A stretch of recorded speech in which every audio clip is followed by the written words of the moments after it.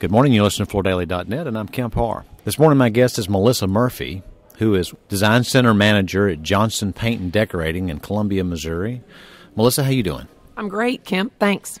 Good to be with you. I think it's been about 6 months or so since we've talked last. I love to talk to you because you're one of those retailers out there that knows how to sell fashion. We'll get into that in a minute.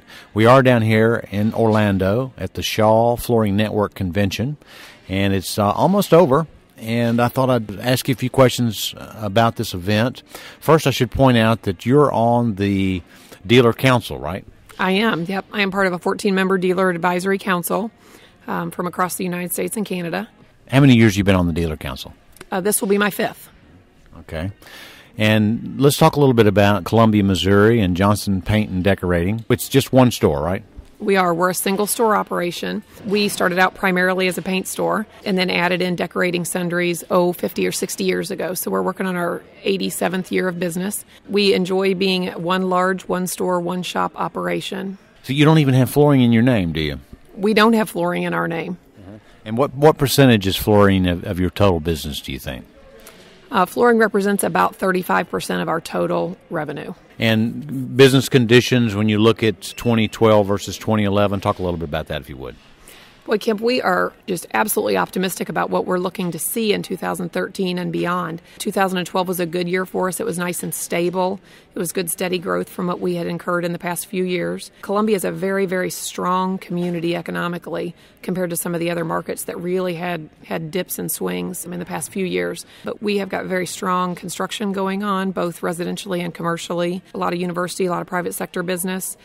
So we are doing well on our own with those things, but we've got a lot of people moving into the community, which gives us a nice little target market of new customers coming in too. So we're excited. Your whole process is to help people make the interiors of their homes more attractive, right? Mm-hmm.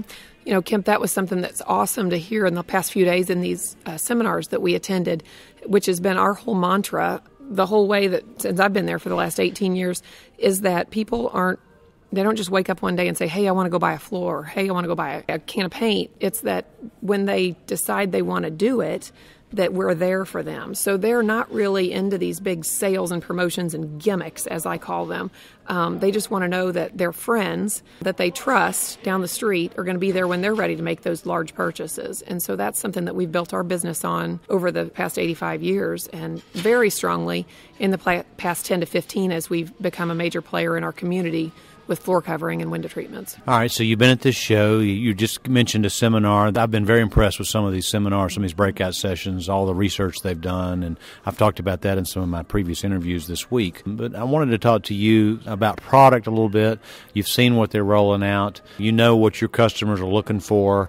Is there anything that they're rolling out here that you think you're going to be able to use back in Missouri? Well, I wish I could pack it up in my suitcase and take it all back with me, because that's the worst part about coming to the show is that you've seen it all and then it's not in your showroom when you get back there on Thursday morning. So Shaw has got some amazing introductions. First off, in the soft sides and carpet, they've got a new product called Caress, which is a super soft yarn. It's a product that I was maybe perhaps a little skeptical about in its conceptual phase, thinking about it as we talk about consumers wanting durability. And then you kind of change your train of thought and think about the consumers that are wearing linen jackets, that have leather shoes, that drive very fancy cars that require something besides 40-weight oil. And so when those are your consumers that are buying floor covering, they're buying fashion and they're buying style. And that doesn't always equate to being a 100-ounce nylon carpet that is rougher than heck to the touch. And so our biggest challenge will be to go back and make sure that we train our dealer salespeople so that they understand how that product really should be sold. So the patterns are wonderful, the solids are wonderful, they've got some twists that have really, really deep definition in them. And so we're really excited about seeing those. And I think there are probably a number of dealers here that look at that and go, oh, wow, that's price sensitive. I'm not sure I have that market. And quite honestly, there will be a segment of dealers that don't need to be selling that. But for me and for other businesses that are in my business, selling fashion and style to a consumer and not price, it's exactly what we needed at this time in the market. You know, I know you interact with Emily Marr. You know her, and I think she's done an excellent job, her and her team, on what these products look like. But let's go back to selling soft for just a minute. And you say your RSAs, your retail sales associate, they got to be trained how to sell this. Because there is that concern that these products are so soft that you're going to see footprints. The room, when you walk out of it, if you've really lived in it, and you turn around and look back at it, some people say it's going to look like an unmade bed. So how do you position that to a consumer so that they know what they're getting into? Well, Kemp, first off, I'd qualify, I don't make my bed every morning. But, you know, I think that is part of that conversation we have to have with those consumers. I have not seen a carpet in a long time that hasn't footprinted. So the care and maintenance of those carpets, I think, is critical. I know that Shaw has done a whole lot of work on the back end in terms of research and development to make sure that this wasn't too soft, that we weren't pushing the envelope where we were selling a product that was going to be a potential issue to a customer, you know, as soon as it was installed. Is this a product for high traffic areas? No. You know, if you're talking about putting in a rental unit or something like that, where you're going to have consumers coming in there and spending a month at a time in a condo, where you're not being able to pay attention to what's happening to it, I don't think that's a smart use of material. If you're talking about a woman's living room, a master suite, rooms like that, you know, some of the textures and patterns that Emily has come out with, it's interesting because they're so progressive, yet they really look like they've got a very European influence to them, where they're heading back into, you know, into some really neat patterns and textures that we saw coming from textiles in the 1600s, 1700s, way back there. Really neat linear movements, and so geometrics and things like that. And I kind of wonder, I have no research to back this up, but you know how we've all kind of returned to our roots after the economy, so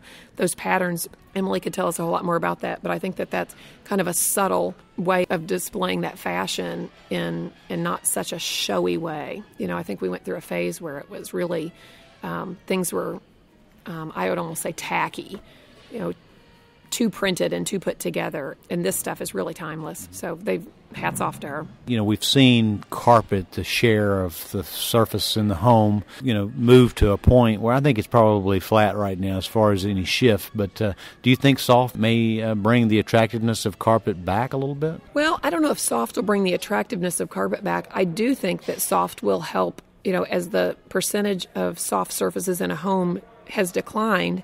I think consumers are more willing to make that purchase be more special. So we talked 10 years ago, I was putting 300 yards of carpet in one single-family home, and it isn't the case anymore. They may be getting 200 yards of carpet, but it may be in 4 different styles. There's 20 yards on the stairs, and there's 40 yards in a master suite, and so on. And so I think that it just makes that consumer be even more cautious about what they want to put in there and more discerning. Okay, great, Melissa. Well, it's good to talk to you. We've spent most of our time on carpet, but it's been a great conversation. Again, we've been talking to Melissa Murphy, who is the Design Center Manager at Johnston Paint and Decorating in Columbia, Missouri, and you've been listening to Kemp Harr and FloorDaily.net.